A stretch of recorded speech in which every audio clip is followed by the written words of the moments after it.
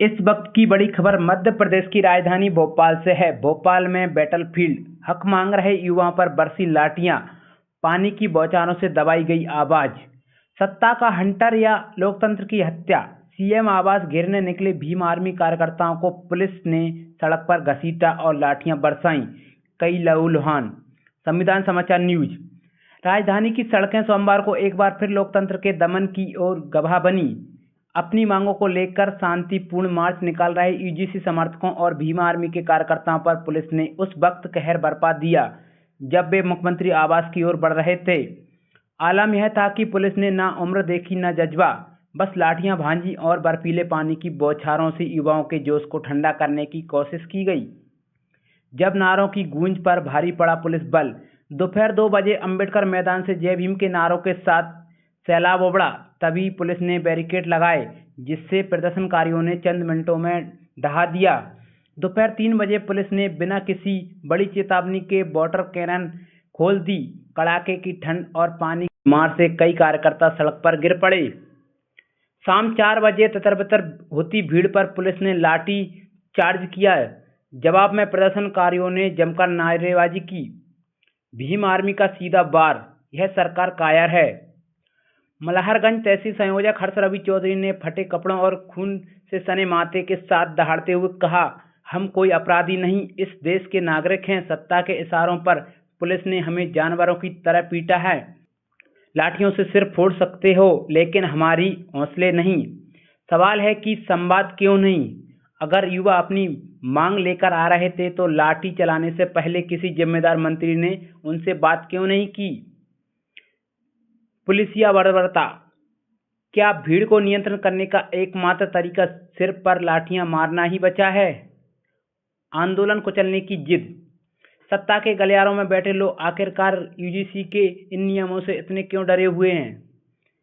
आंदोलनकारी नेताओं ने कहा, प्रशासन की कार्रवाई पूरी तरह एकतरफा थी। यह लोकतंत्र नहीं, तानाशाही का ट्रेलर है। मांगे नहीं मानी तो पूरे प्रदेश में चक्का जाम होगा। प्रशासन का पक्ष, कानून व्यवस्था को खतरा था, इसलिए हल्का फुल्का बल प्रयोग किया गया है। प्रदर्शनकारियों को बार बार रोकने की चेतावनी दी थी। सुनिए क्या कहा भीम आर्मी संयोजक हर्ष रवि चौधरी ने। अगर ये आज जो आप लोगों ने ताकत दिखाई अपनी वर्दी की, इन अपराधियों के खिलाफ में आपकी वर्दी की ताकत कहाँ चली जाती है? सत्ता के गुलाम इतने मत बनो, आपके अंदर भी इंसानियत नाम की चीज है। उस इंसानियत को बाहर निकालो। आप भी समाज के बच्चे हैं, समाज के बेटे हैं, समाज के भाई हैं। इस बात का ध्यान रखना, सत्ता इसी दिन बदलेगी तो आपको जवाब देना महंगा पड़ जाएगा। तो कहना चाहता हूँ माननीय मोहन यादव जी से, ये सत्ता हमेशा नहीं रहेगी। और पुलिस प्रशासन के लोगों, आप लोग कान खोल कर सुन लेना, तो आप पर बोल रहे थे कि मारो सालों को। इस बात का ध्यान रखना, ये सत्ता हमेशा नहीं रहेगी। जिस दिन सत्ता जाएगी, हम उस महापुरुषों के वंशज हैं कि जिन्होंने अंग्रेजों को यहाँ से विदेश भेज दिया। तो तुम लोग तो इसी देश के हो। हम इस देश में समता समानता चाहते हैं। और ये 3% मुट्ठीभर लोग यूजीसी आया, अभी बात कर रहे थे हिंदू हिंदू भाई भाई की। और यूजीसी क्या आया, इनके पेट में दर्द हो गया, गैस बनने लगी। और जब आंदोलन करने के लिए सड़कों पर आए, शांतिपूर्ण आंदोलन था, उस आंदोलन को कुचलने के लिए पानी का प्रेशर इतना भयंकर था कि लोग ऐसे हवा की तरह उड़ने लगे। मेरे इसमें भी चोट लगी है, कई साथियों को चोट लगी है, पैर में भी चोट लगी है। और मेन बात, हमने कभी भी पुलिस प्रशासन के ऊपर कोई भी ऐसी टिप्पणी नहीं की, कभी भी उनका अपमान नहीं किया। और पुलिस प्रशासन कह रहा है कि मारो सालों को। आज अगर आप सरकार के सत्ता के दबाव में ऐसी भाषा का प्रयोग कर रहे हो, हमारे ऊपर अन्याय अत्याचार कर रहे हो, तो कल जब ये सरकार बदलेगी तो उस बात का ध्यान रखना, हर एक जख्म का बदला आपको चुकाना पड़ेगा। जय जय जय जय जय भीम, जय भीम, जय भीम।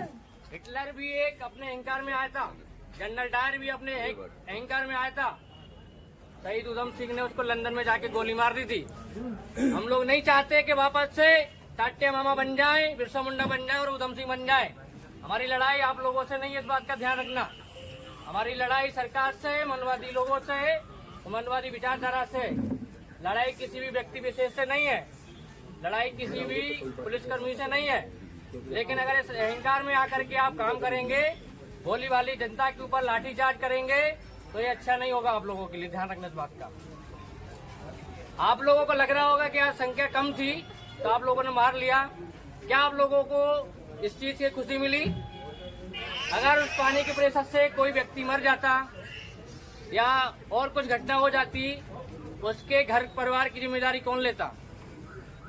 क्या आपने कभी सोचा आपके घर में भी बहन बेटी बच्चे हैं? और ये यूजीसी आंदोलन, यूजीसी एक्ट कोई भीख नहीं है। जब अन्याय अत्याचार होता है, दलित आदिवासी